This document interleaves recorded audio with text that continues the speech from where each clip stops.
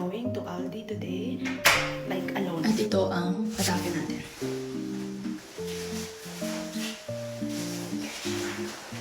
Malamig kasi sa labas mga auntie. So,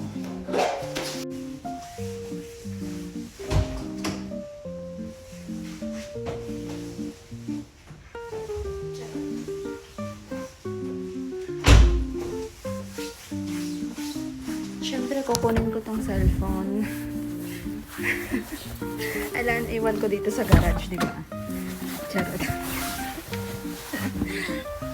So, mag-isa lang tayo today na pupunta sa Aldi.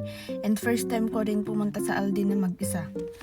Sa mga hindi po nakakaalam, ang Aldi po ay isang grocery store or shop dito sa Germany. Usually sa Rewe kami pumupunta, but sa Rewe na lang din pala. At least sa Rewe, kabisado ko lahat. Lahat ng mga lagayan ng mga kinemerot nila. Kabisado ko lahat doon sa Rewe. So sa Rewe na lang tayo pupunta. so ayun mga bi, nakarating na tayo dito sa bahay. And hindi na ako nakapag-video sa labas kasi nga ang lamig. Tapos minadali ko talaga siya.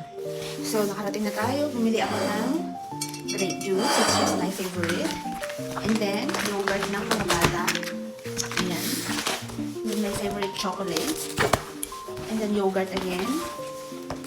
And then, ang rason kung bakit tayo bumili ako ng dark beer.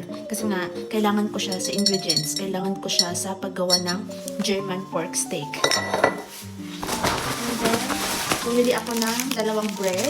Isang pretzel. At saka ito, kakainin namin while watching football na Uncle No. And then, bumili ako ng pork beefsteak.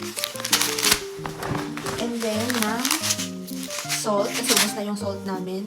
Tsaka, ano ba to? Mustard.